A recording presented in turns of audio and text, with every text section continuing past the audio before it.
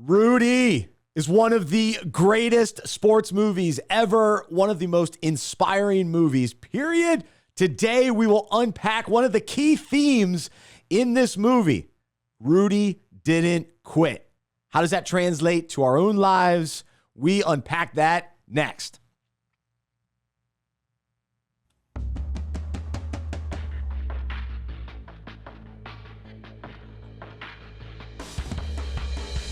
Welcome to the Unpacking It podcast, where we unpack parallels, metaphors, and topics in sports that relate to life and faith. I'm Bryce Johnson in Mount Holly, North Carolina, just outside of Charlotte, joined today in studio by a good friend of mine, Chris Ruppe.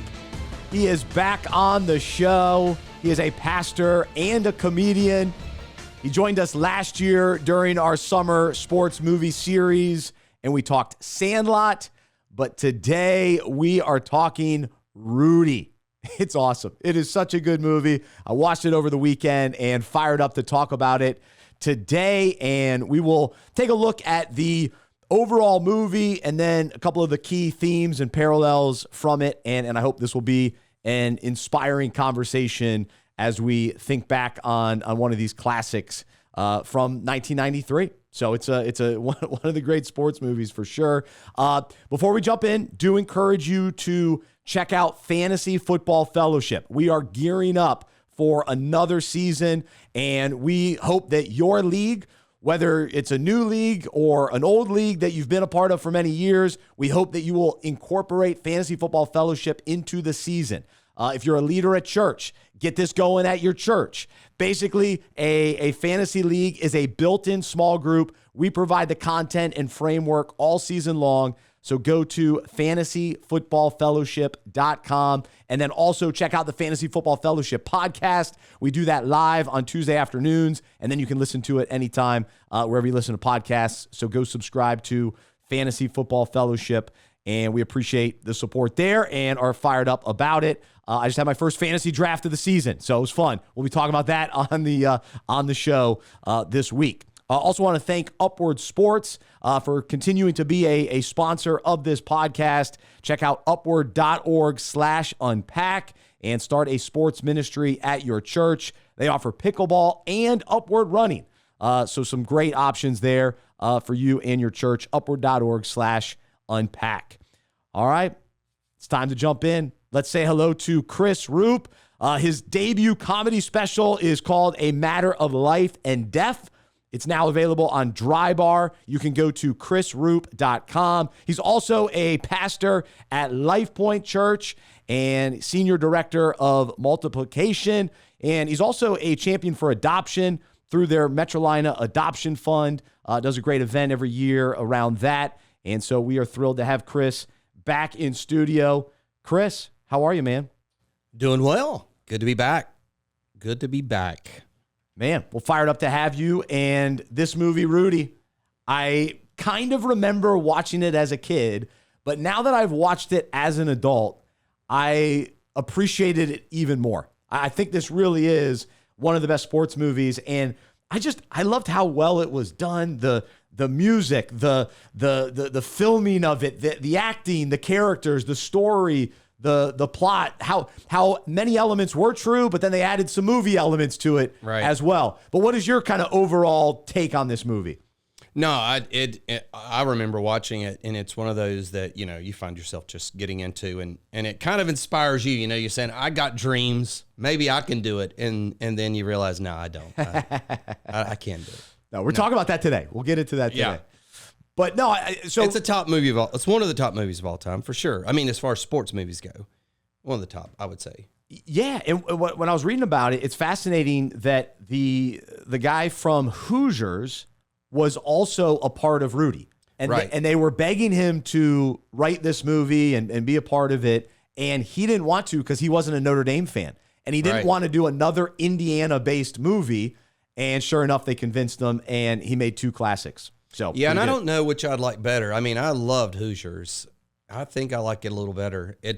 I like Rudy better. You do? I like Rudy better. I'm a basketball guy. I'm a Tar Heel, so yeah. I appreciate the history of Indiana and that basketball. That's probably why I lean that way. The interesting thing is there's nothing true about the Hoosiers. It's completely made up. Oh, that's a fake Other movie. than there was a team who did what they did, but there was literally nothing interesting about that team other than they ran this run that he wrote it. Whereas Rudy's, for the most part, completely true story. Yeah, no, based on a true story. And so just to remind people, maybe if you haven't seen it in a while, this young guy, Daniel Rudy Rudiger, as a kid, grew up a Notre Dame fan. His family were all Notre Dame fans. They grew up in Illinois, kind of a working class family. And Rudy was the youngest of a couple boys and was just sort of the runt and told them at that time, hey, one day I'm going to play for Notre Dame. And they all laughed at him.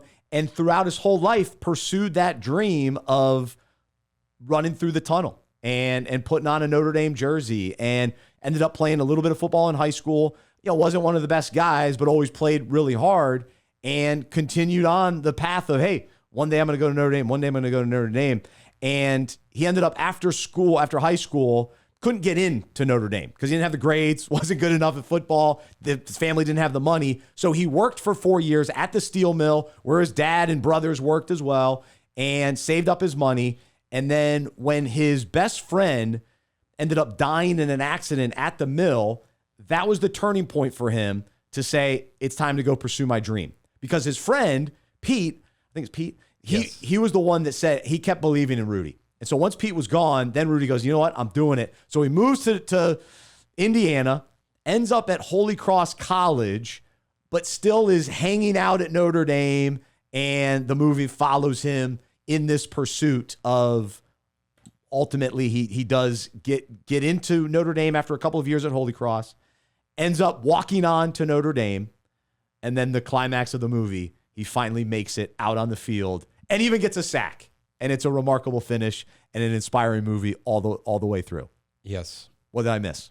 No, I mean, that is the story. I don't know if you missed anything, all the key parts. When I watched it again, it's interesting because it seemed like every movie's got to try to figure out how to weave the girl love thing into it. So that was weaved in there a little bit, but I didn't realize it's the most unmemorable part of it. But he comes back home. And he comes back home, sees his girls with his brother. Yeah. I wonder how true that was, because that was quite the little curveball. Yeah. But again, it was one of the challenges that he had to overcome to just sort of keep going. He was just so focused. He wasn't worried. He actually had to leave his girlfriend, in his hometown, saying, "Hey, sorry, I'm going up chasing the dream at Notre Dame." Yeah, the thinking, I guess, being is let me go do this, get my degree, and then I'll come back. That's right. And then he realized, no, I'm not getting her either. So, and at that point, he wasn't even sure he's still going to make it. He's still digging pretty hard. That's right. I'd forgotten a lot of the middle part. That was the piece that he almost didn't get in, that he kept trying to get in, and he kept getting rejected, which, of course, there's a lot of symbolism on all that, too, that he just kept at it. That's right. And so we'll jump into that in a big way today. The most memorable characters or scenes, I know you can't talk about this movie without talking about the head groundskeeper, Fortune, who really played a key role in this movie, and I'm not sure how true that was either. But I love movies where you have a guy like that, where he, comes alongside of them, gives them the office to sleep in, gives them a job, gives them an opportunity, and then come to find out, it gives him really the most inspiring scene of the movie too, where we've come to find out that he actually was a player on Notre Dame and he quit. And so then he encouraged Rudy not to quit. So I love the Fortune storyline and his character. And then also the best friend, once he got up there for Rudy, was John Favreau's character. Right. D-Bob was good. So that was a fun seeing John Favreau in there. Yes. And I don't know, I keep forgetting. You see him in other movies, and then you realize when you see it again, it's like, oh, yeah, he was that guy. Yeah. Yeah. And he was a big character in the movie, a key element that helped put all the pieces together. Definitely. And the idea that this was John Favreau's first movie and Vince Vaughn, like their first acting opportunity. So Vince Vaughn was sort of the bad guy, but then he was kind of a good guy in the end. Came around on supporting Rudy. You got to have a contrast character. Oh, yeah. Oh, yeah. And he's the contrast. Absolutely. I thought the dad dynamic was really interesting, and this takes place, I guess, in the 70s. Different dynamic back then as well. I think roles of dads to a certain extent, but he kind of held Rudy back from pursuing his dream. But then there he was when Rudy actually went out on the field. There he was in the crowd, fired up for his son, and when he got the letter, when Rudy finally got in, and he was all excited, told everybody at the mill. That was a fun scene too. Yes. Love that dynamic. Big picture, Notre Dame at this time was a big deal. And then when this movie came out in 93, they had won the championship in 1988. But it's crazy to think that Notre Dame hasn't won since then. Now, they were just in the national championship, losing to Ohio State this past year. But where does Notre Dame, in your mind, stand now compared to kind of when this movie took place and then also when the movie came out? Unfortunately, I remember those days. That's right. I'm looking for your sage I've never been a fan of Notre Dame, which is funny. And the reason probably is it's that thing of their NBC signs a contract with them. Every game is nationally televised. They don't join any conferences. They have some special deal. I hate all of that. To me, it's just, I just hate it. I hate every bit of it. And so I have a little bit of angst against them in spite of this great movie. Yeah. In spite of Rudy making it there. I hope they lose every game. And I've been glad. And I think it's, the reason they haven't won is nobody likes them anymore. They're like your Notre Dame fans who love them. Diehards. And they're committed. And then there's the rest of us who are good people. And we don't like them. They really are. They're just like the Cowboys in that regard. Yes. Now, I was a Cowboys fan as a kid, but when they did what they did to the coach, Jimmy Johnson. No, I hate Switzer. him. Go back further. Oh. Roger Staubach. Tom Landry. So Tom Landry, when they fired him, Jerry Jones got the team and let him go. A legend. You don't fire a legend. I was like, I'm done with him. Oh, that was it. And I've never been back. Now, fortunately, we got our own team here. So that's right. I'm suffering here with the Panthers here. It's going to be a big year. We're excited. Yes. But I will say, after watching this movie with Notre Dame, I absolutely want to go to a game. It is now on my bucket list. I'm not sure I've thought much about it before, but after the movie, I definitely want to experience the traditions, the atmosphere. I want to see a game at Notre Dame Stadium. Now, I'll give you a good example of a similarity that I got to experience last year. Chicago Cubs. Yes, I've been to Chicago. And when I did that, I realized there's a lot of things, and I think Notre Dame will be like that. I think the old Yankee Stadium was that way. So that was when I realized, and I do agree with you. I think seeing a Notre Dame in Notre Dame and just that history is pretty powerful because the Cubs game was probably the coolest thing I've been a part of. And I'm a baseball fan. I love Braves. And probably the coolest of any stadium, any experience I've had in baseball ever was going to a Cubs game. Wrigleyville, the whole environment. It's a baseball.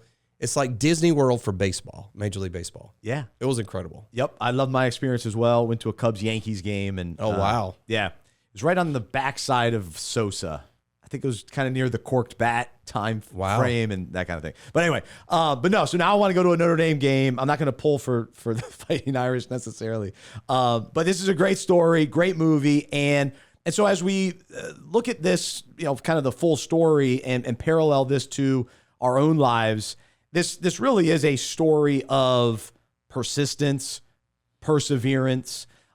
Yes, there's an underdog mentality to it, but I'm not sure that's the overriding story. The last couple of weeks here on the podcast, we've talked about some underdogs. We did Little Giants. We did Boys in the Boat. So there was the underdog element, and no doubt that's a part of this. But for Rudy, it was remarkable all the different things that were against him. The hurdles that he had to overcome, the no's, the rejections. And this guy just kept going.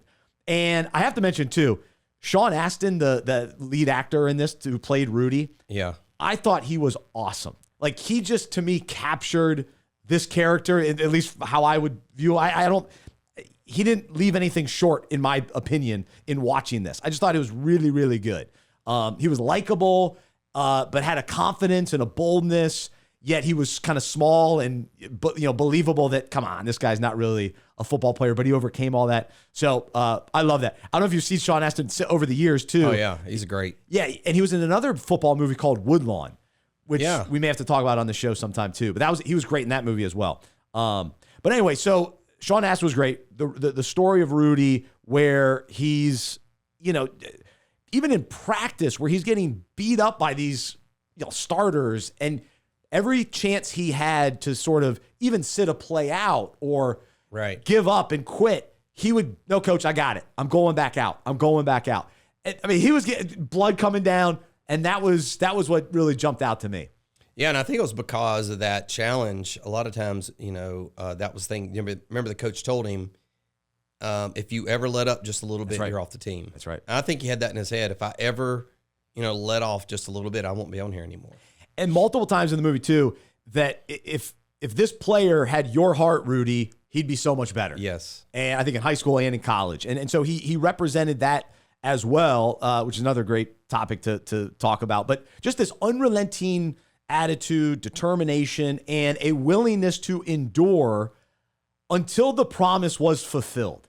And he had this dream of playing at Notre Dame, and it drove him. And you saw scenes of him, running through the stadium and working out and preparing. And there was no indication that he was going to make that team. He was still at Holy Cross at that time. And, rejection letter after rejection letter, closed doors. But the boldness that he had, he went into the head coach's for Notre Dame's office and said, hey, I want to play. Then he went back there to say, hey, I want to actually, and not only I want to be on the team. Then he went back again once he made the team to say, hey, I want to suit up. I want to play. And I appreciated the boldness as well. And then, we talked about his dad sort of holding back his dream, but people laughed at him. They mocked him all along the way as well. Right. Not being afraid to make the ask. And the interesting thing about this movie that I guess the message is trying to show is like you're getting discouraged, and it's how do you push through the discouragement? Yep. It's interesting because I think most people, when you're beaten down a lot, you end up, matching the level of the push. Mm-hmm. But he had a couple of people who was encouraging him. At least that's the movie route. That's right. Yeah. The Jon Favreau's character definitely was an encouragement. His friend before he died was, and then the groundskeeper. Yes. So those were key guys, and even the priest that helped open the door for him to get into Holy Cross, which opened up that door too. And then his the other walk-on turned out to be an interesting character as well. The guy who was there because his dad was a former Notre Dame player. An All-American, and he's trying to meet his dad's expectations. Can't. So he just kind of gives up. But it's his only way there is to play on the team. He was a good contrast. A guy who didn't appreciate it and a guy that's all he ever wanted. That's it. Yeah. So as far as, thinking about, okay, what does it mean in our own lives to not quit, to be persistent, to demonstrate determination? And, and you joked earlier, in our own lives, we all don't necessarily have these big, audacious dreams, but some people do. Some people do have dreams, but all of us have visions for what we hope marriage will look like, what our career will look like, dreams of accomplishing different things or experiencing different things or becoming a dad or, all these different things along the way. We absolutely have desires, dreams, visions. And then too, as followers of Jesus, we have promises as well. That as we read scripture, there are promises there that we know we desire to experience and see those promises come to fulfillment. And we have the choice over and over. Will we continue to trust? Will we continue to persevere? Will we continue to endure when the delays happen? When the rejections happen? When the situations don't turn out exactly how we thought or when we thought they would? How do we respond? And do we truly cling to Jesus through all of that? And do we cling to his promises through all of that? And do we discern the difference between selfish dreams, selfish ambitions versus the desires and dreams that God has put in our heart and life that he wants us to pursue and to chase after with his strength, with his guidance, with his leading. And so how in your life, Chris, has this kind of played out, and how do you resonate with this topic? Yeah, I think, when you think about the movie, I think that all of us, you grow up and there's probably seasons of life when, you kind of say, hey, I would like to do that, or I want to do that, but I don't know if I can. I don't have the skill sets, or I don't have the ability, or how would I ever do it? I think we have those moments. And the question is, I think you do have the big debate, which is this, as a believer, is this a God thing, not a God thing? And I think I've struggled with that often in my life. And so, for example, I planted a church back in the 90s, and I remember that seemed like a insurmountable, because back then it wasn't like today where there's a lot of places who plant churches, and how stupid of an idea that was, that I'm going from nothing just to show up at a place and going to gather people together and we're going to do church. And I went to a place I didn't know anybody. And so, yeah, I think that is a challenge, and you get discouraged. Money, how are you going to get a job? I had kids and all that kind of stuff. And there are points when you say, I just can't do it. It's too hard. It's too difficult. I want to quit. And then people tell you it's a bad idea. They come against you. We don't need another church or whatever. So you feel that pressure. And the question is can you push through that pressure to get you where, or one, if God's calling you where God wants you to be or where he doesn't want you to be. That's right. And actually on the fantasy podcast this week, we're talking about discernment, but yeah, discernment is key in all this too. Discerning, yes. Wait, is this a dream from God? And this is something he's calling me to pursue, or is this selfish ambition? And so my story is a longer story, but just a overview. When I was a senior in high school, I felt the dream, the calling, the passion to pursue sports radio. And I thought, you know what, one day I'm going to be a national sports radio host. And I went off to college, was pursuing that at App State. And, my dream was to be the next Dan Patrick. And so I'm on that path, and I'm doing sports radio. I'm getting internships. Doors are opening up. And I'm like, man, this is awesome. Well, then I end up going to Charlotte. I'm a sports radio guy. I'm on in the afternoon. And I'm thinking, man, I've arrived. Like, my dream has come true in many ways, at least at that stage of things. And I remember looking out the window one day thinking, is this it? I've arrived. And it was in that, and then a process that God took me through, that I had to get clarity as far as, wait, no, God did give me a dream. He did give me a calling, but it's a little bit different than what I thought. And I had to get rid of the selfish dream, the prideful aspect of that pursuit. And God was chiseling, refining me, and then clarified really the vision that he was calling me to pursue, which is what we're doing here today, 12 years later, where it's a ministry for sports fans. I'm talking sports and faith, and it's not about me. It's not about who we got to build up Bryce and all that, and I'm going to be the next Dan Patrick. No, it's about Jesus, and it's a dream that he gave me so that I can use the gifts that he's given me, the experiences that he's given me for his purposes, for his plan. And so throughout these last 12 years, yes, I finally got on the right track as far as, this is God's dream for me. But even in that, oh my goodness, the rejection I face, even still today, when I ask people to donate and they don't donate, or people don't do this or that we need for the ministry, and we get rejected. But then we see God show up, and we see God come through, and he's given me the strength to persevere. I've been ready to quit so many days. And one time I actually quit on a Friday and was back at it on Monday. And we sort of saw that in this movie too, where Rudy did quit for like about an hour and then was back at practice. And so I really resonate with this Rudy story, just the pursuit of a dream, and in my life, seeing God show up in so many amazing ways through you mentioned it, people criticize or laugh or mock or think, forget it, it's not going to work. And when God is stirring in you to do something, right, you go after it. Right. And you see him strengthen you throughout. So I don't know if you have any thoughts on that, but yeah, no, I the weird thing is I'm kind of going through what you're going through now, because comedy came late in life. That's been the last 8 years. I'm still trying to figure it out and trying to understand, is this like I took a sabbatical last fall, and that was the big thing I kind of dealing with. Is this a just a midlife crisis? Is this a God thing, or am I pursuing this selfishly for myself? Which I haven't found the answer to that yet. I do know that there's a kind of a principle that I've learned. So we talk about calling. You're trying to figure out what your calling is.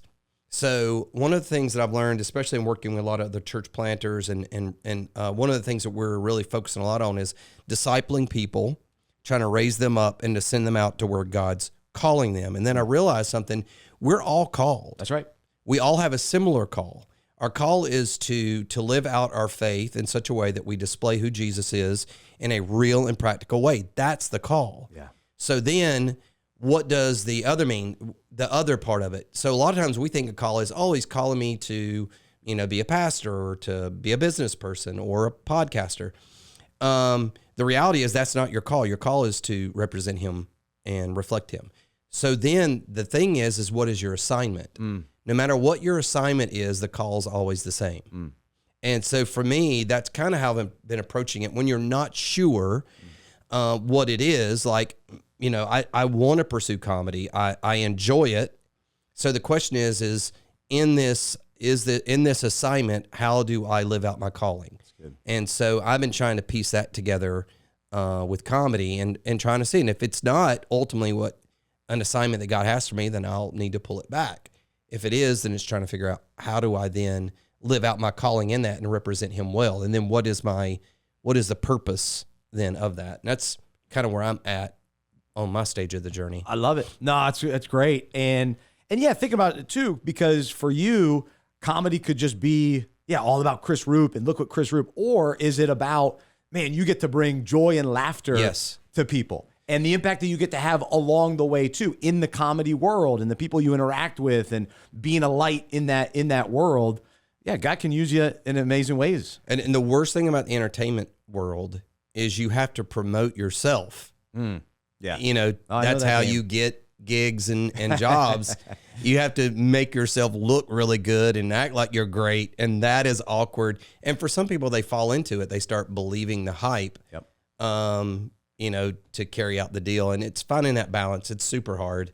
Cause I'm genuinely not anything special. So it's really hard to promote, something. I've got a lot of thoughts in my head right now, but I'm not sure what I could say. That's right. It's hard to promote crap. Like, this is really good. It's great. You're a great comedian. So, I appreciate it. But it's cool to see you on that journey too. And the right in the middle of it. And the interesting thing about that is there's phases of it. So here, even in a later phase, you could, it's not like you get to do this only like Rudy. That's right. As a kid. No. You can still dream later in life. God still does great things through people at different phases in life. And that's kind of what gives you kind of hope again. Yeah. This is one of my favorite topics to talk about because over the last, 15 years of pursuing a dream, I've read a lot about it. I've studied it. I've listened to things about it. And so as I was writing the devotional for Monday that now we talk about on the show, I have so many things that God has taught me through all of this, but I believe that God gives us dreams and desires and visions for what could be that he wants to do for his purposes and plans. And if it becomes too much about us and it's selfish ambition, that's where we get off track. But even thinking about like Rudy's story, like it was all about him and his desire, but now his story from the 70s, we're talking about it. Oh, yeah. Like, so it is an inspiration. And now God is using his story to inspire people. And Rudy Rudiger is an inspirational speaker and, the actual Rudy. Right. And so even sometimes, God in his bigness and sovereignty can use things in amazing ways, as we're chasing dreams. Even though they may not always look, it's like, wait, how is this a dream for him? I mean, that's why there's a lot of wrestling. There's a lot of discerning and trusting that, okay, if God's in this, then I'm going to keep trusting him and not quit. That's the message. I mean, that's the message today, is to not quit. And that's what we saw Rudy do because he almost quit right before he was going to finally dress and get that opportunity and go get the sack and get carried off the field. And have everybody cheering for him. He was about to quit, but he didn't. Well, and that's missing out on the opportunity. That's what happens when you quit. You miss what's there. Sometimes it's just one more step away, and you might miss it. That's it. So we keep going. So let's dive into some scripture here. And I think the other key part of this too, and you mentioned it in talking about the calling. I think the other piece of this is and knowing that, hey, as believers, we are called to live out the faith and to represent Jesus in all we do. The other part of that is the promise that we cling to is the hope of Jesus, that the fulfillment of what Jesus has already done, but then what he's going to do as well when he comes back and restores and we get to be in eternity with him forever. That's the hope. That's the promise. Like, that's what we cling to, and that's why we don't quit. And so in that regard, like, that's what drives us to not quit following him, to not quit praying, to not quit living for him. And so in Hebrews 10:23, there's the Amplified, let us seize and hold tightly the confession of our hope without wavering, for he who promised is reliable and trustworthy and faithful to his word. And so if we're chasing dreams, it can't be about the dream. It's got to be about the person who gave us that dream and the one who will fulfill the ultimate promise, who ultimately saved us. And so that's who we cling to. That's the hope. That's the promise that drives everything else. So I want to keep that sort of as our anchor.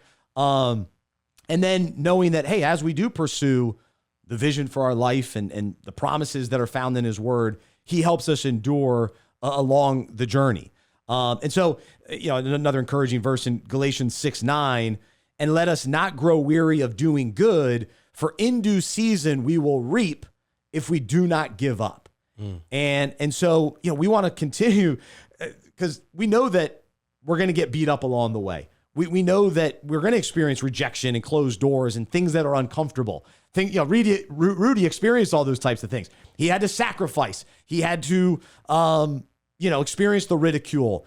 And then he operated with boldness and confidence in the midst of all that. And he didn't quit. And then he did reap the benefits at the end. And so an encouragement for us from Galatians that we'll reap if we don't give up, if we do not give up. So feel free to jump in. I'm rolling here. Yeah, I'll tell you, my biggest takeaway, and after I was kind of going through everything and thinking through it, was, so like you said, once we are anchored in Jesus and we have him, what happens? So I thought about this in this movie. So Rudy is an average person.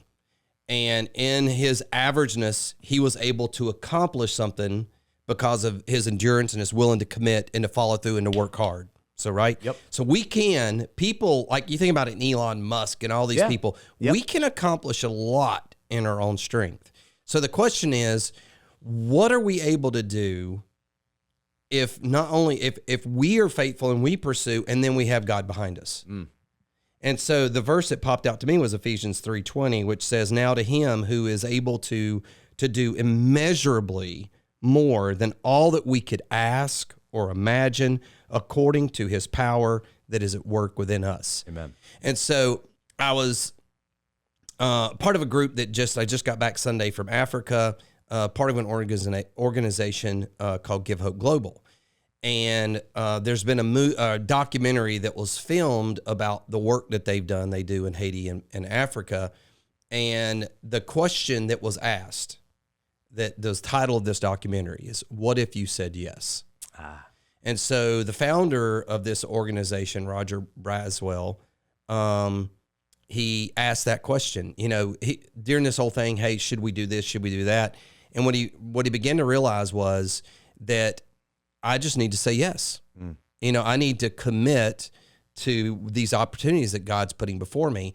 And what's really amazing is what can happen if we join God. So if we're willing to step out and do something that seems impossible, that's right, that's not capable, I mean, one, we can do it a lot in our own power, but then when God gets behind it, some of the greatest things, because even thinking about the movement of Jesus himself, you had 12 disciples, right, who are with Jesus. We sit here today and are communicating this message because of 12 people, right, who committed to follow Jesus. That's right. So we can do a lot in our own power, but man, we can do more than you can dream. God will do more than you can even dream, and we can dream big. Yeah. He can do more than that if we just kind of join him and embrace what he's calling us to do. I think for me, that was kind of my big takeaway. What if we just committed to saying yes when God stepped up and then just really pursuing what he wanted? I think it's one of the problems in the church today with a lot of us. We don't believe that God can do what he says he's going to do. We don't really hold that. And so we're not really trying things and doing things for the kingdom. So for me, the big takeaway is, hey, yeah, what he did was amazing. But we could do even better because we have Jesus behind us. That's right. And one just sort of caveat for listeners, because I agree with your principle, and I was thinking about actually the same thing, because people do accomplish dreams. They work hard and they do that. And it's good. And I agree with what you're saying as far as, yeah, we can do things in our own strength. Ultimately, though, we know that we can't do anything because God has created us and gives us breath and energy and life. So even Elon Musk, he's really not doing it on his own. He's still in the hand of God's sovereignty and power. Even his breath is dependent upon him. So, but to your point, yes, we can do some things, great. But even like I was saying, I accomplished, and God was with me too, but when I made it to Charlotte radio, I was like, oh, great. But then there was an emptiness because that wasn't God's best. Like that wasn't what he was dreaming for me. Well, he had something more. That's right. And so I had to surrender. That you couldn't even imagine yet. Yeah.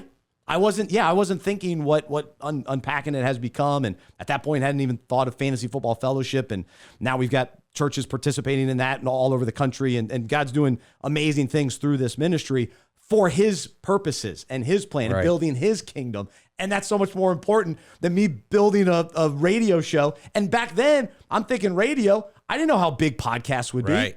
I'm thinking, I'm going to be a sports radio guy and syndicate a radio show. And syndication, that stuff I still love radio, but it's dying. It's not the same thing. So anyway, but God saw all that. And so you're exactly right. The amazing things that God can do as we pursue them. And again, if we don't quit.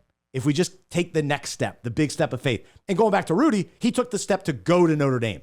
Right. And there he was. He was up there. He was in the situation. And then God started, the door started opening up. Right. I'm not sure the role that God played. I don't know because I wasn't. But you saw Rudy praying and interacting with priests. And so, but ultimately, we can look at that as a parallel for our own lives. And then, let's see, what else do I want to share today? Just this concept too of, I mentioned earlier, as we follow Jesus and pursue the life that he's called us into, let's not quit praying, believing, hoping, seeking, trusting.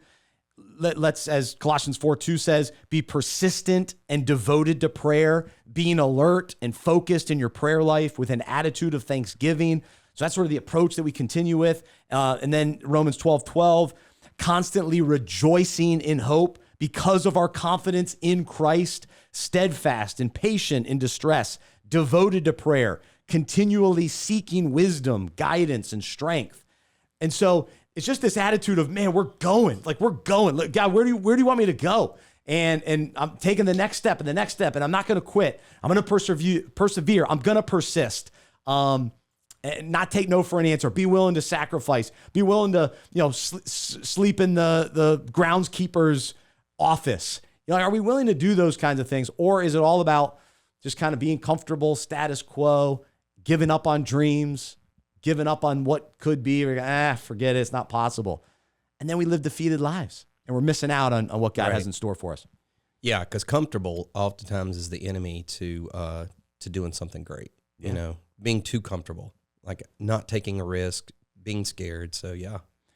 Absolutely. And again, the challenges that Rudy faced, people listening today, you've probably experienced it. Like you've thought about the dream. You've thought about, man, I think this is something that God's nudging me to do, calling me to do, presented to me that maybe even as a kid or years ago, and you've pushed it aside because of rejection, people thinking, you're not going to do that. Or you've sort of accepted the comfortable life that you're in right now. And you're like, well, I got a good good job, or I got, good neighborhood, and maybe God's calling you to do something, step out. And so for somebody, if you're feeling that nudge and the Spirit's moving in you, be obedient. Be obedient and don't quit on that dream that was put in your heart years ago and that's stirring up again. So, because it's easy to let the enemy win, let the rejection win, say, you know what, I'm packing up and not going for it. So I hope that's encouraging to somebody today. Last verse I'll share too is also just this concept that as God's working in us, that like he empowers us. You read the verse earlier. He equips us as we persevere to do his will. And most importantly too, spreading the good news of Christ, representing him, bringing the gospel to people, living out the gospel. Paul encourages the church at Philippi in Philippians 1:6, I am convinced and confident of this very thing, that he who has begun a good work in you will continue to perfect and complete it until the day of Christ Jesus, the time of his return. And so we're in process. And so, again, we can't give up on that either. The work that God's doing that we can't always see that is happening in us and through us, and God's moving in great ways. So let's not give up. Right. So any final thoughts, Chris? No, I think you hit it pretty strong. I think dream is a good thing. And then if you're walking with Jesus in that dream, man, it could be a great thing. And don't avoid the ride out of fear. Don't let those things stop you from doing what God's calling you to do. Step out in faith. And don't let the limitations either. There are always limitations. That's when you know it's good. And so, Rudy was limited. Well, and the key thing I think in this movie that was so critical that we, another element of faith is sometimes you can't do it alone. You do need people behind you encouraging you. You need the Fortunes, you need the Pete to speak into you to remind you that you can do it. So even if, for some of us, our role may not be always the one who's going or doing the adventure, but your role might be to be encouraging the one who goes and supports, pushes, prods, disciples, and pushes out those to go do it. Amen. So where are you at? You going to go, or at least be encouraging one or the other? Yes, and I can attest to that the phone calls I've gotten, the emails I've gotten, the text messages I've gotten over the last 12 years have kept me going. That God used somebody to say, Bryce, keep going. A handwritten note, a phone call at just the right time. When I mentioned earlier, I quit on a Friday. I got a phone call on Sunday, and I was back at it on Monday. And so I was ready to quit. I sent an email to my board and said, I'm done. And then on Monday I said, just kidding, I'm back. Well, when I was planting every Sunday, at the end of Sunday, you quit. That's right. It was like, and then by Monday you're back in. That's right. That's for sure. So we just don't want to really, really quit. But I'm glad you brought that up because I wanted to hit that home too. But yeah, sometimes we got to be the encourager. And definitely don't be the discourager. No. But we have to have discernment too. Like, if somebody, hey man, you shouldn't. So the other side of the coin is sometimes people do crazy things that maybe are selfish driven.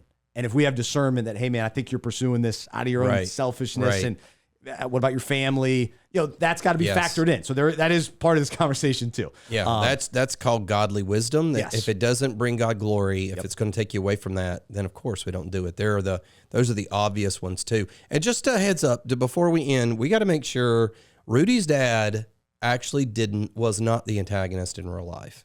He was very supportive, believed in his son, and he didn't have an older brother named Frank. Frank was the worst in the movie. He was the oldest brother. I didn't know that. I didn't know that. 14.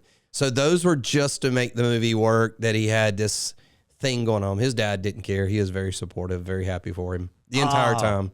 That's cool. And even worse, this will ruin the movie for you, but Fortune wasn't a real person. He wasn't. No, but Rudy said that Fortune represented several people that were in his life at that time.